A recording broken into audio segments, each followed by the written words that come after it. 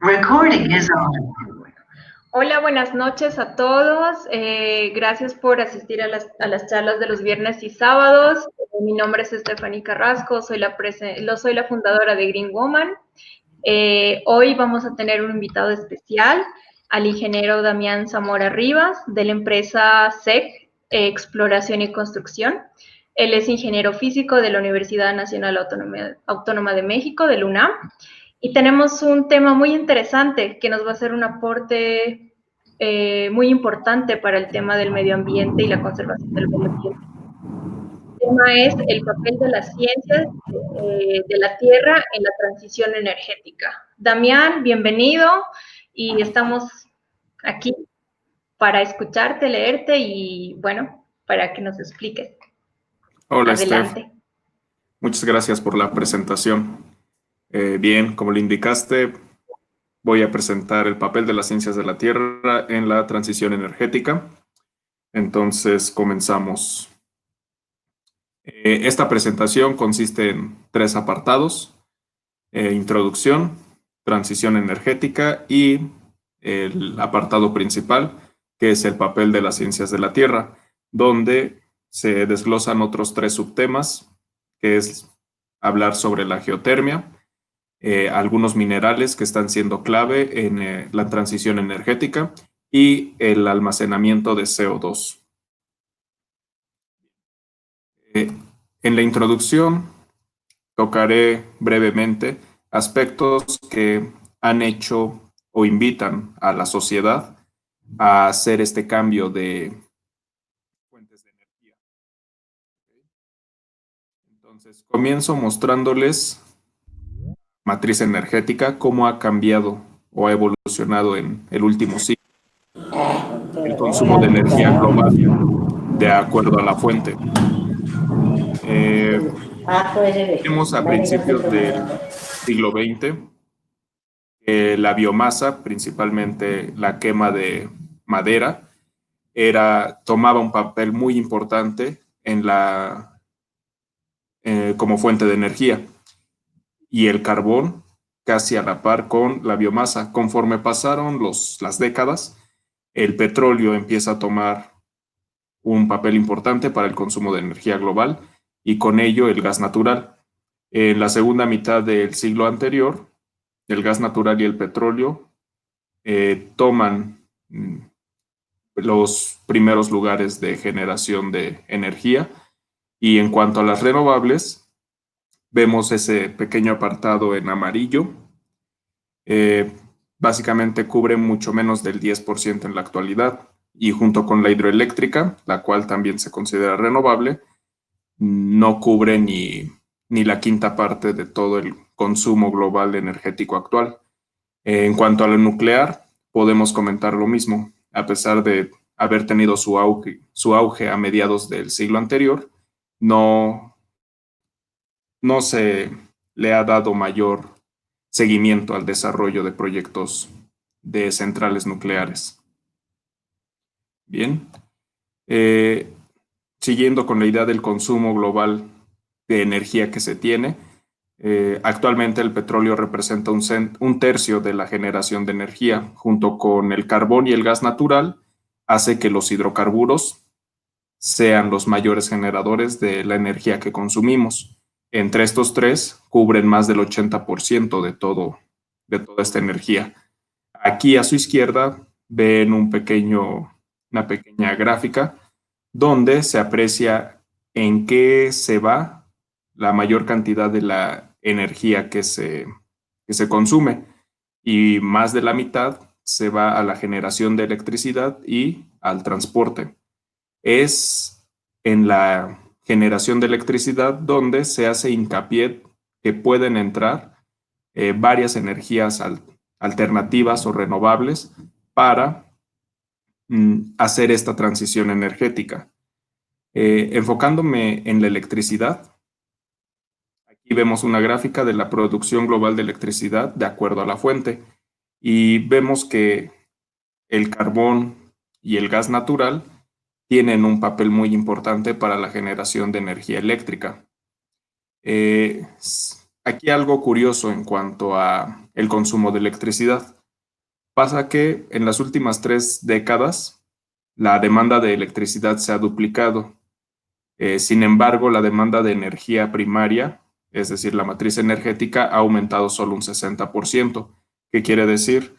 Que el desarrollo de tecnología, bueno, de dispositivos electrónicos, de nuevas tecnologías como celulares, televisores, refrigeradores, ciertos dispositivos nuevos que ahora están en nuestro día a día, eh, hacen que la demanda de electricidad aumente mucho más y gran parte de la energía primaria se empiece a destinar en esta generación de energía eléctrica.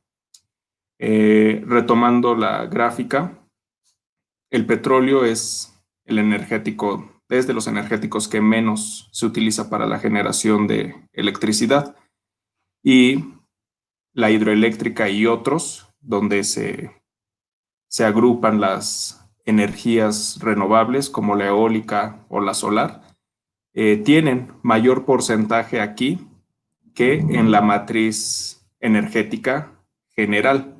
Entonces es por eso que se dice que hay una gran área de oportunidad en la generación de energía eléctrica para las energías renovables.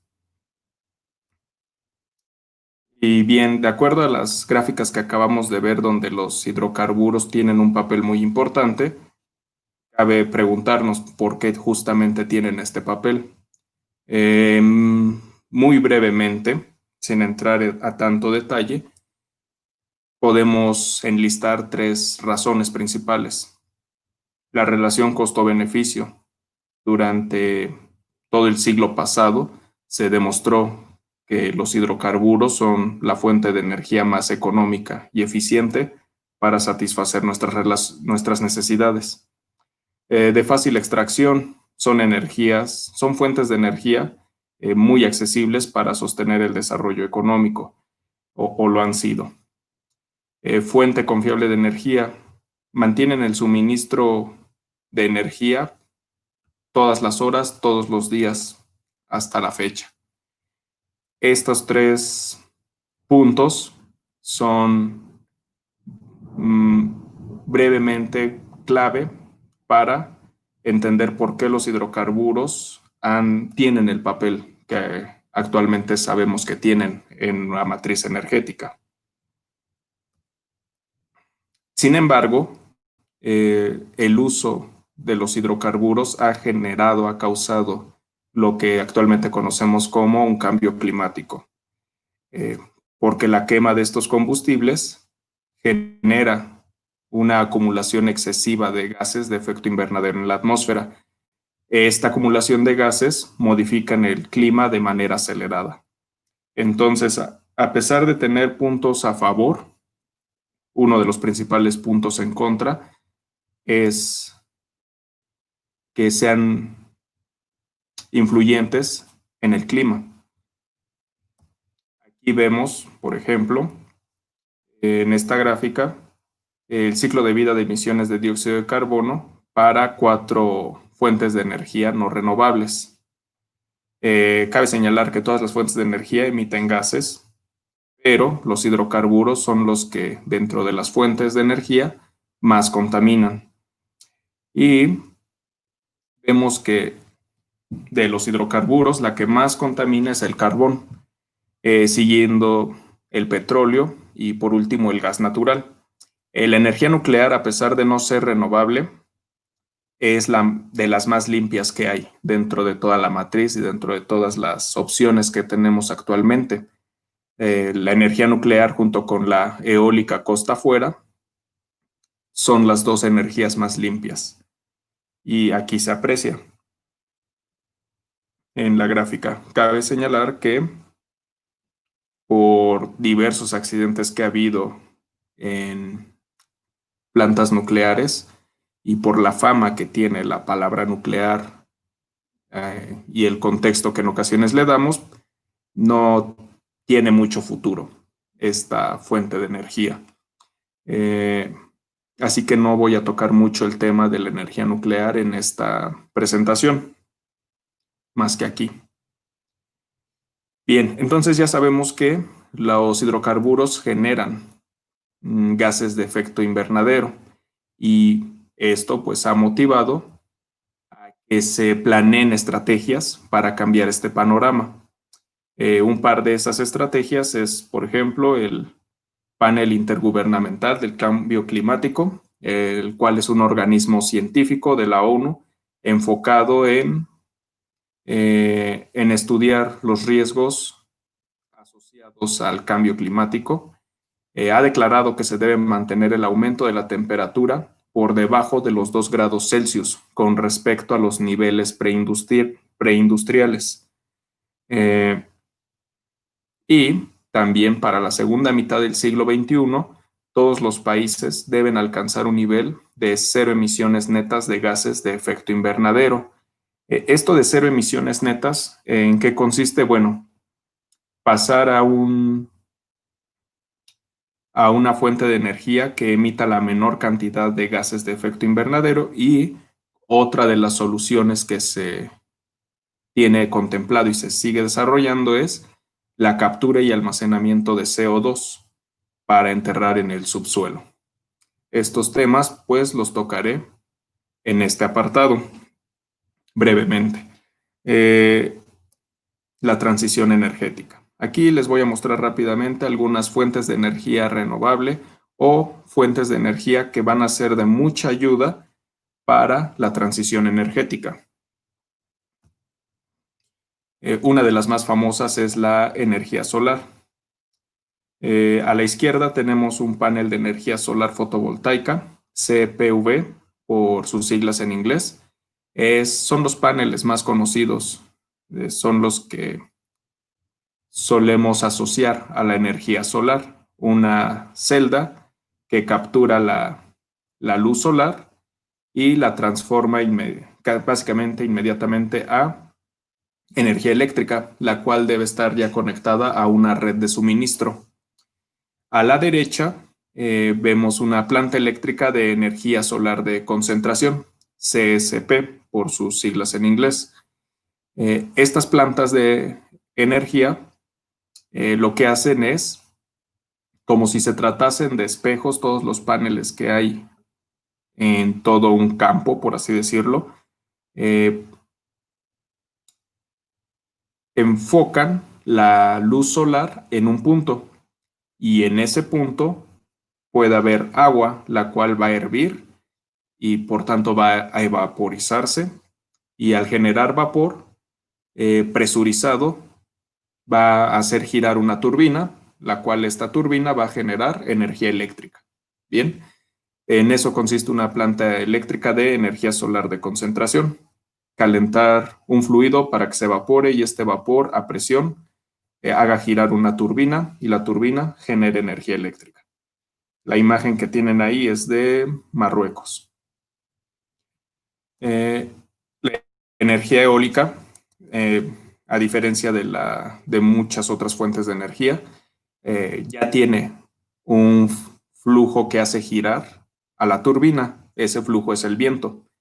Y al hacer girar a las aspas, se activa la turbina y esta turbina genera energía eléctrica.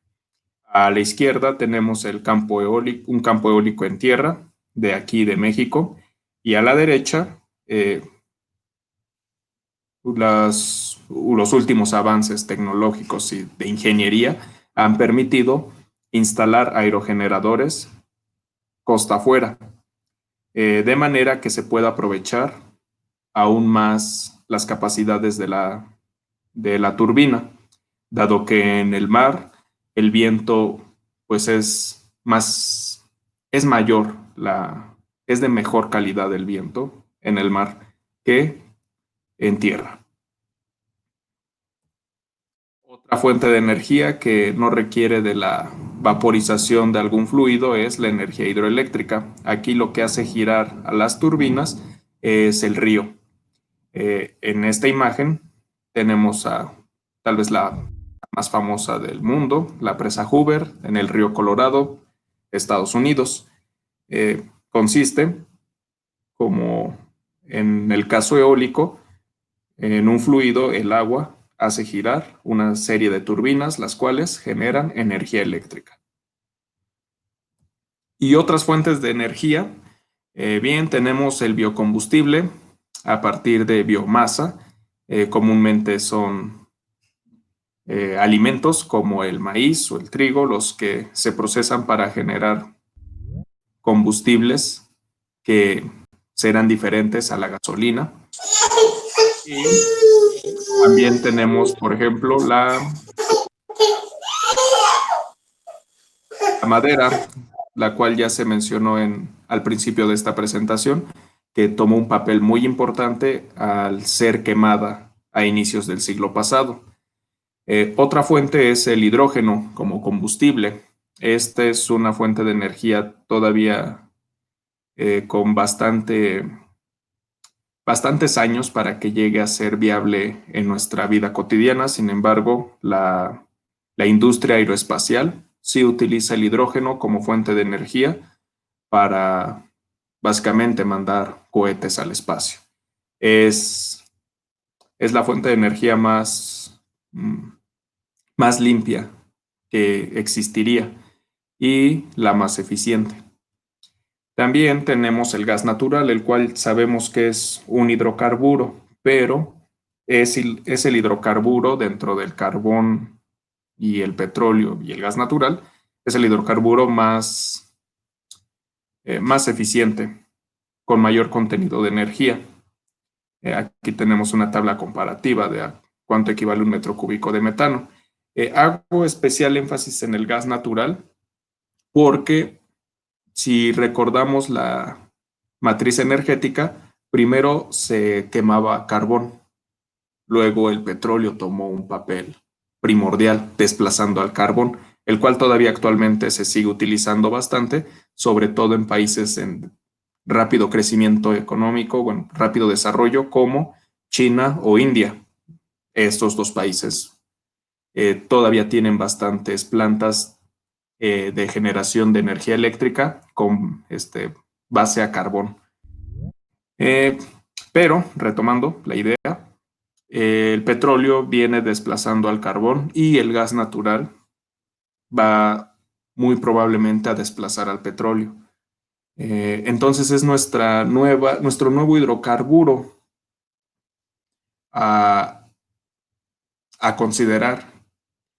Y este nuevo hidrocarburo, pues resulta que hay una enorme cantidad de reservas de gas natural en todo el mundo. Entonces, el lado bueno es que es el hidrocarburo que menos contamina y en colaboración con la captura y almacenamiento de CO2, el gas natural puede convertirse en una fuente de energía bastante amigable para la atmósfera.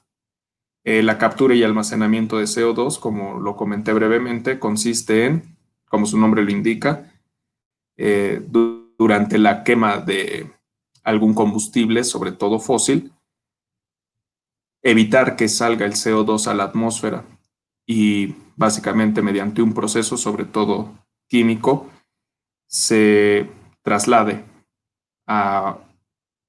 se desvíe su camino, no vaya a la atmósfera, sino que se entierre, se almacene en el subsuelo.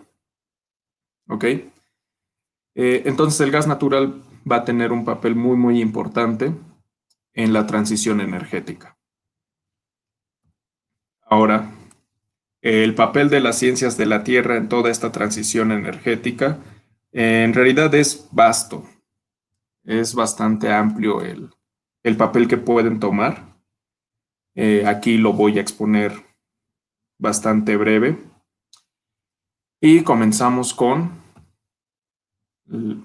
la geotermia, la cual es energía interna de la Tierra o del subsuelo. Esta fuente de energía también puede considerarse renovable porque si bien la Tierra eventualmente dejará de ser caliente por dentro, por así decirlo, es un proceso que va a tardar millones de años. Posiblemente el humano ya no esté para cuando la Tierra se enfríe. Así que por eso podemos decir que es energía ilimitada. Si tenemos una caldera debajo de nosotros que va a durar millones de años, podemos considerar que no se va, no va a ser, no se nos va a acabar esa fuente de energía. ¿En qué consiste esta energía? Bueno, en cómo aprovechar esta energía. En algo que ya conocemos como gradiente geotérmico. El gradiente geotérmico nos dice cómo cambia la temperatura según nosotros escarbamos en el subsuelo. En promedio, el gradiente geotérmico es que aumenta la temperatura 3 grados Celsius por cada kilómetro de profundidad. Eso es el cambio de temperatura en promedio.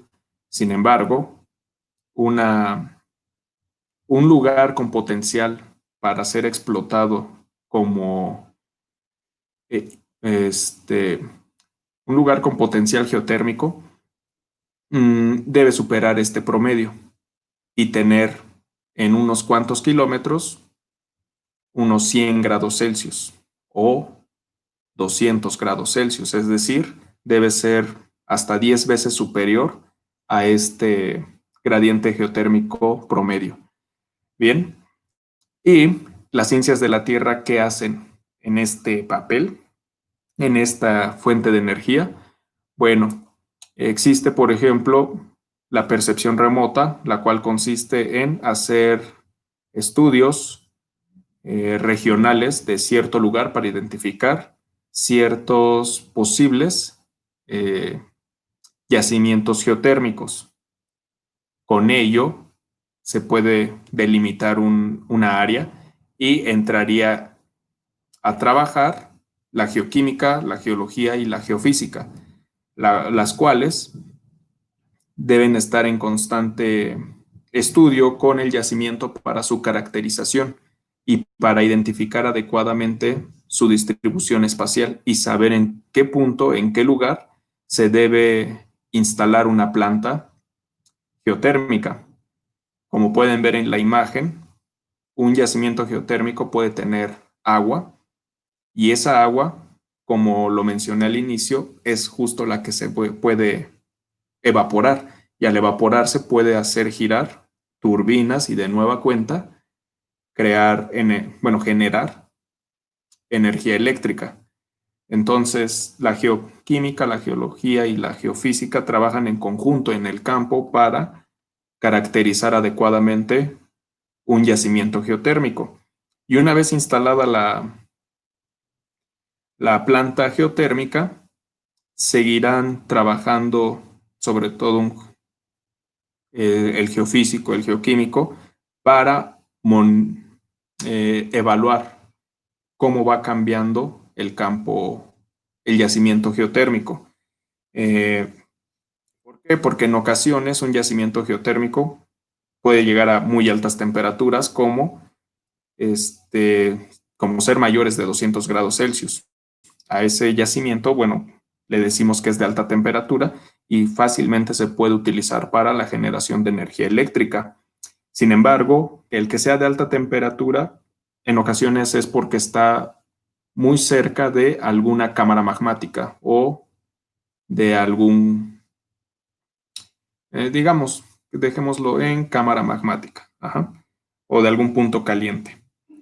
Pues esto pues es un fluido que está en el interior de la Tierra y puede generar microsismos. Entonces la geofísica tiene que estar monitoreando cómo puede afectar estos microsismos a la planta geotérmica y qué hacer para disminuir los efectos que pudiera tener. También tenemos plantas geotérmicas de temperatura media, las cuales pueden ir de los 150 a 200 grados Celsius y se pueden utilizar también para generación de energía eléctrica. Y yacimientos de baja temperatura, que son yacimientos con temperaturas menores a los 150 grados Celsius, se utilizan para, sobre todo, calefacción, invernaderos, industrias locales, es decir, el calor se aprovecha directamente del yacimiento. Bien.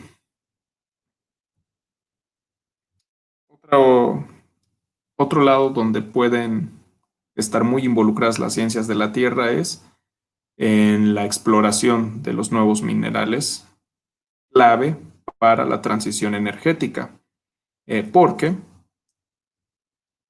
las tecnologías que requiere la energía solar y eólica, así como las baterías eléctricas de los autos eléctricos, requieren de estos minerales. Entonces, la geología y la geofísica, junto con la minería, deben enfrentar el reto de conocer estos minerales.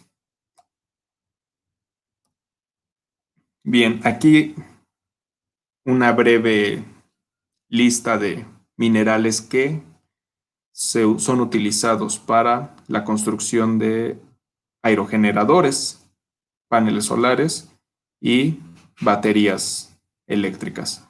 Los aerogeneradores requieren de lo que conocemos como tierras raras. Ejemplo de estas son el neodimio y el disprosio. Las celdas fotovoltaicas requieren de sílice, el cual es un mineral bastante común en la Tierra, pero también requieren de cadmio e indio, los cuales son minerales subproducto de las menas de zinc. Para el cadmio y el indio, los principales productores son China y Perú. Y las baterías eléctricas, bueno, las baterías utilizadas en los autos eléctricos requieren de minerales como litio, grafito y cobalto. Aquí un cuadro donde se muestran los países con mayor producción y mayor reservas para 2019, de acuerdo al Anuario Estadístico 2020 de la empresa petrolera BP. Y tenemos aquí al cobalto, donde el país con mayor cantidad de producción actual y reservas los tiene Congo. En cambio, Rusia y Australia quedan en segundo lugar, y vean la diferencia de minerales, de porcentajes.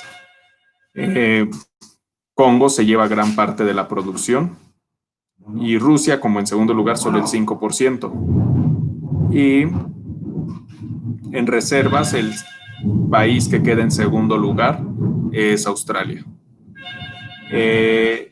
Luego tenemos el mineral de litio, cuyo país de mayor producción es Australia y le sigue Chile, y en reservas Chile y Australia.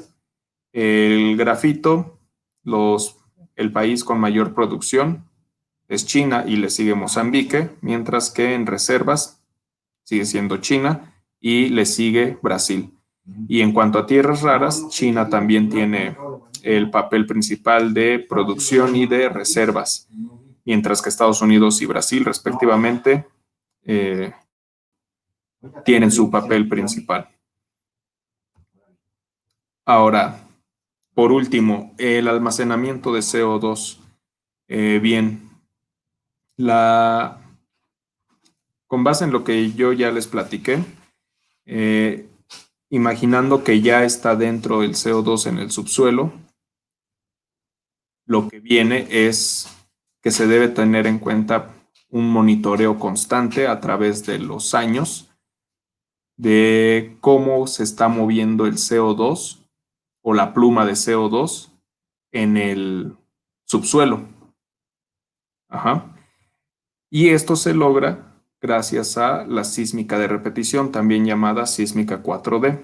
Aquí en pantalla tienen una imagen es ilustrativa de cómo se vería el subsuelo haciendo sísmica de reflexión.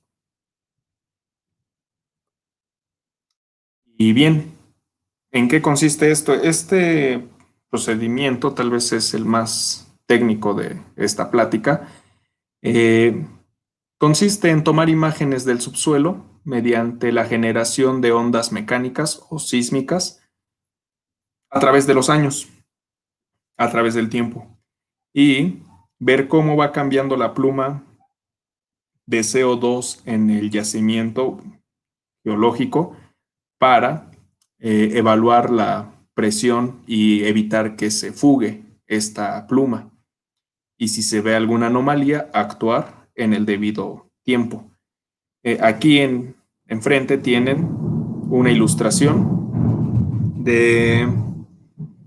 tomado de un par de estudios, donde a la izquierda está un modelo estimado y a la derecha son los datos reales de la pluma contaminante y cómo se va desplazando a través de los años.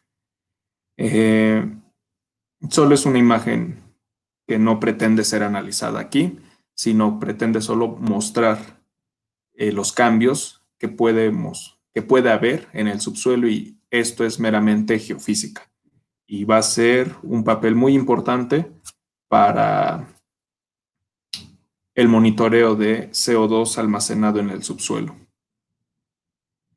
Y con esto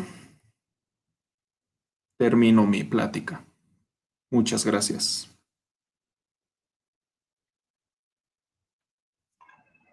Muchas gracias, ingeniero Damián. Ahí teníamos al ingeniero Damián con el tema de papeles de la ciencia de la Tierra en transición energética. Es un ingeniero geofísico. Y bueno, yo tengo una pregunta, Damián. ¿Cómo tú ves lo que nos has platicado, la factibilidad en México de ejercerlas y plantearlas? Si son factibles, o sea, si ya las están moviendo, ya las están aplicando, o todavía hay como unas debilidades y ciertas debilidades y virtudes también, ¿no? Actualmente, desafortunadamente no se le ha dado la suficiente inversión al desarrollo de energías renovables en este país, y porque todavía se tiene mucha expectativa en el petróleo principalmente. Fuimos Ujú. de muchísima producción petrolera hace 30, 40 años, todavía hace 20, en un país en cantidad de barriles pasamos estábamos alrededor de los 3 millones de barriles diarios en producción. Entonces se nos quedó esa idea al parecer y creemos que podemos llegar otra vez a, a llegar a esos puntos, cosa que no es imposible, pero eso no quita que se le debe dar también importancia a las energías renovables, cosa que no se le está dando. No se están desarrollando políticas suficientes que respalden o que inviertan en las energías renovables. Eh, Tal vez la más importante que tenemos es la geotérmica. En su momento, México tuvo la planta de energía geotérmica más grande del mundo, y en su momento estuvimos en segundo y tercer lugar de países de mayor generación de energía eléctrica eh, a partir de la energía geotérmica. Pero también no sé qué pasó y ya no estamos como en esos ranking. Y sí es muy factible. De hecho, México es rico en energía geotérmica, como Chile, como otros países latinoamericanos, pero de nuevo, parece que le tienen miedo a esa, sobre todo a la inversión, porque sí es costoso la energía geotérmica, es costosa, pero, pero pues básicamente todas las fuentes de energía tienen su grado de riesgo. Y bueno, recalco aquí la importancia de las ciencias de la Tierra, la geofísica y la geología, de tener la capacidad de caracterizar adecuadamente un yacimiento geotérmico para reducir costos y con ello, pues, la inversión sea más, eh, sea más atractiva para quien tenga que invertir. Bueno, el ingreso, la recuperación del dinero sea más atractiva para quien tenga que invertir. Entonces sí, sí es muy factible, sobre todo la energía geotérmica. En cuanto a eólica, bueno, también México tiene lugares, tiene una cantidad de temperatura promedio muchísimo superior a, por ejemplo, Alemania, y Alemania genera más energía eléctrica a partir de energía solar que México. Está muy bien posicionado México, tiene una latitud adecuada para recibir bastante energía solar todo el año, pero repito, no ha habido el impulso adecuado. En cuanto a viento, también México tiene un, un viento promedio bastante, que puede ser, tener un gran potencial para el desarrollo de la energía eólica, pero de nueva cuenta, pues no se le ha dado impulso suficiente, porque sí ha habido proyectos, pero pues no los hay tantos. Y minerales que se utilicen para esta transición. Hace unos meses se descubrió un yacimiento bastante grande, el más, bueno, indican que el más grande del mundo, de litio. Entonces, esperemos que al menos por ahí empiece a tener un papel importante México. El potencial está, como lo pueden escuchar, pero no se le ha dado el impulso adecuado. Y bien, eso sería todo el comentario, la respuesta. Dale, Damián. No sé si alguien acá tiene alguna pregunta. Gaby, si tienes alguna pregunta. Sí, buenas noches. Soy Hola, Gabriela Gaby. Moreno, aquí desde Colombia, Damián. Tengo una pregunta. Mucho ¿Por gusto. qué la energía nuclear es una energía de las más limpias? Ok. Eh, bien. Mm, es. A veces la energía nuclear se asocia mucho a estas chimeneas enormes bueno, como casi cualquier otra planta de energía eléctrica, donde sale humo, como plantas, como otras plantas de energía eléctrica. Bien, como dato, pues en estas chimeneas en realidad lo que sale es vapor de agua. Eh, la quema, no hay quema, no hay quema de combustible en la energía nuclear. La propia temperatura que se genera a partir del reactor nuclear evapora el agua. Y el agua, bueno, el vapor a presión genera la energía eléctrica. Entonces, su huella de carbono es principalmente por la instalación de la planta, pero tiene una vida media superior a, a la de una planta de carbón, por ejemplo. Claro, con su debido mantenimiento y todo, y que siempre esté en el debido cuidado y demás. Entonces, es solo para darnos una idea de que no hay nada de quema de ni un solo combustible en la generación de energía eléctrica en una planta nuclear. El calor del reactor evapora esa agua. Y pues lo que más sale es vapor de agua. Y eso en parte porque gran parte del vapor de agua se sigue aprovechando para regresar al ciclo y condensarse y volver a evaporarse y volver a condensarse y evaporarse otra vez y seguir generando energía eléctrica. No sé si respondí tu pregunta. Y Sí, Damián, pues ya me quedó entonces un poquito más claro, pero pues me surge otra pregunta. Bueno, ajá, con los residuos radiactivos, sí. pues ¿cómo se da el manejo de eso? O sea, de ese residual. Sí, bueno, también eso es a lo que más le tememos.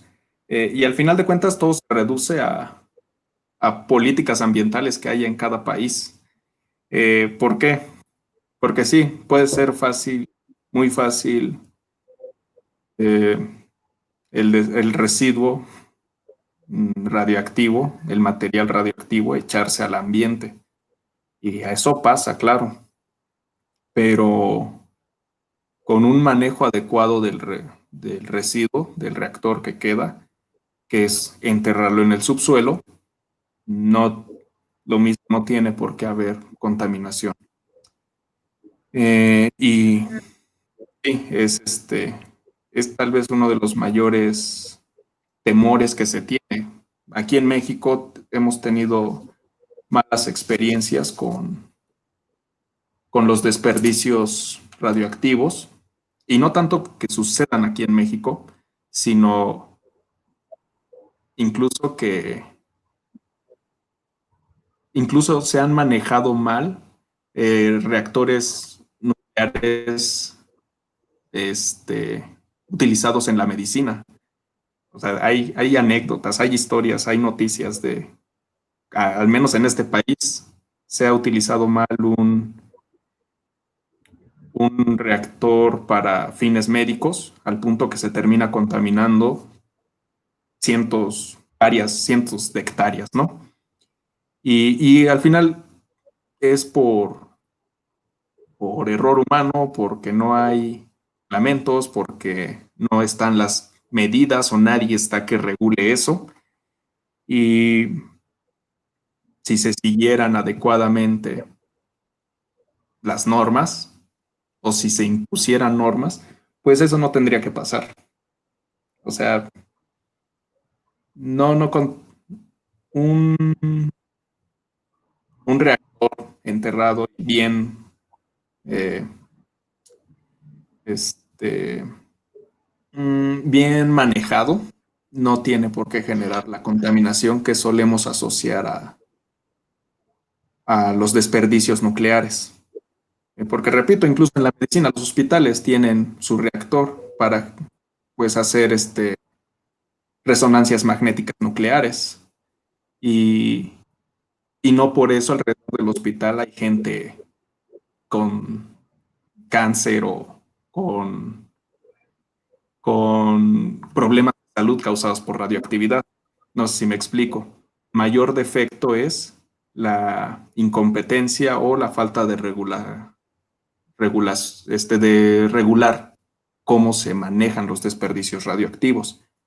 Y pues aquí lo tenemos, repito, en los hospitales pues hay radioactividad, tan solo para los rayos X. Y no ves a la gente, no ves un mayor índice de gente enferma por radioactividad que viva cerca de hospitales.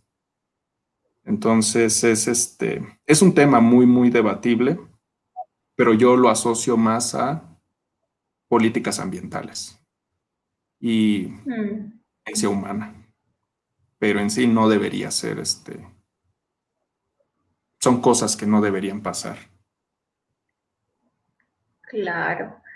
Hay una pregunta más también Ujú, de sí. María Camila que dice, ¿cómo podemos contribuir como individuos para lograr la transición energética?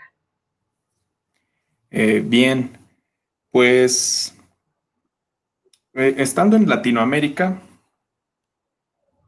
bueno, en realidad creo yo que en gran medida como consumidores depende mucho cómo influir en la transición energética. Digo, quien estudie algo de una licenciatura en energías renovables, una licenciatura en ingeniería ambiental o algo por el estilo, bueno, tiene más herramientas para trabajar y aportar, y más conocimientos técnicos para aportar un grano o un puño de arena a esta transición.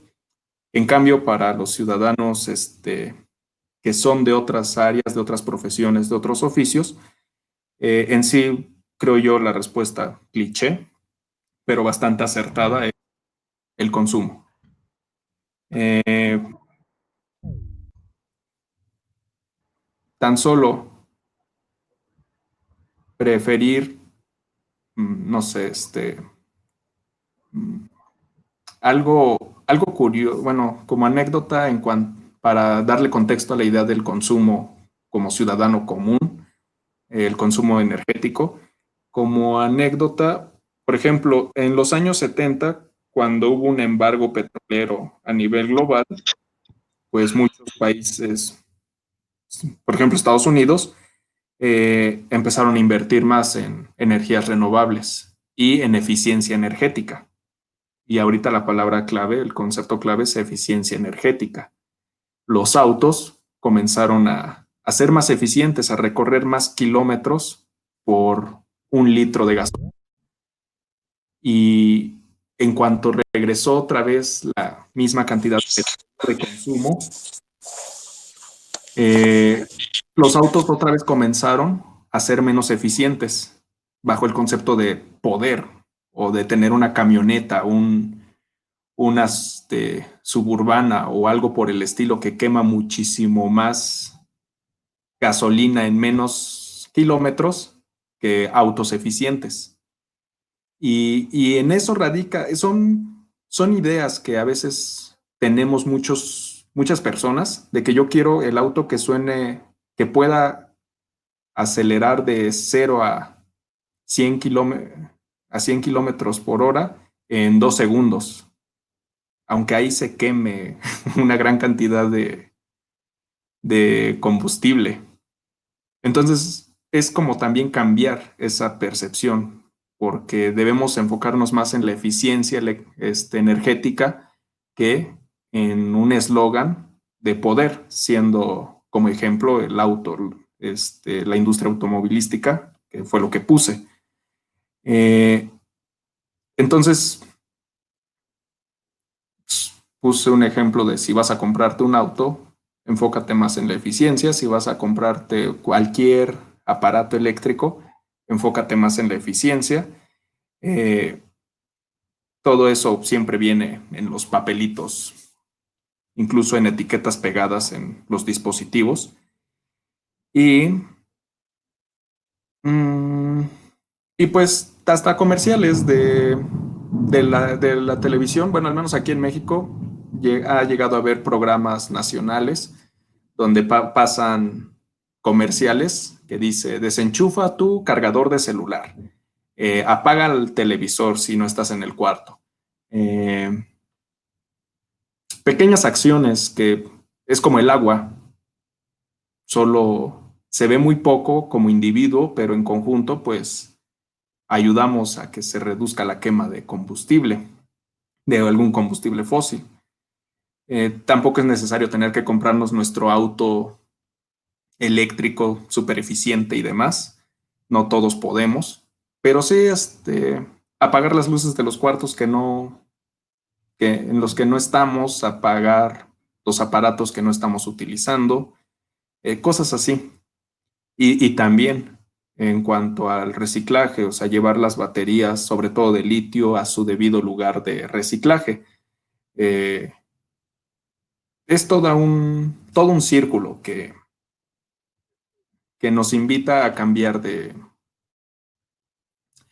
costumbres o sí, de estilos de vida principalmente. Digo, en Latinoamérica, pues no tenemos un estilo de vida de alto consumo como en Estados Unidos, por ejemplo, pero también podemos hacer nuestro aporte con acciones pequeñas. Al menos, digo, aquí en México, pues yo creo que 9 de cada 10 familias pone a secar su ropa bajo el sol, cosa que en otros lugares pues, tienen secadoras. Entonces ahí los mexicanos sin querer estamos aportando a la transición energética al poner nuestra ropa a secar luego de lavarse en el sol. Parece chusco, pero es cierto, o sea, aprovechar más la energía solar, aunque no sea con paneles solares, ayuda a la transición energética, ayuda a no tener un consumo, una demanda eh, adicional como ciudadanos comunes. Eso sería todo.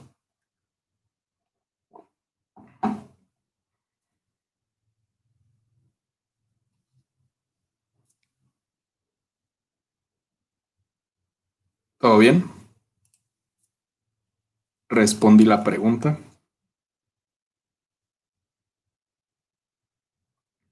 Hola. Ahora sí. Muchas gracias, Damián. Ok. Sí, la pregunta. Muchas gracias también por permitirnos tenerte en esta charla para que, bueno, otras personas lo puedan ver con calma. Y ya con eso, pues me despido. Muchas gracias igual por este tiempo también. Y bueno, que Gracias a tengan una ustedes. feliz noche. Muchas gracias.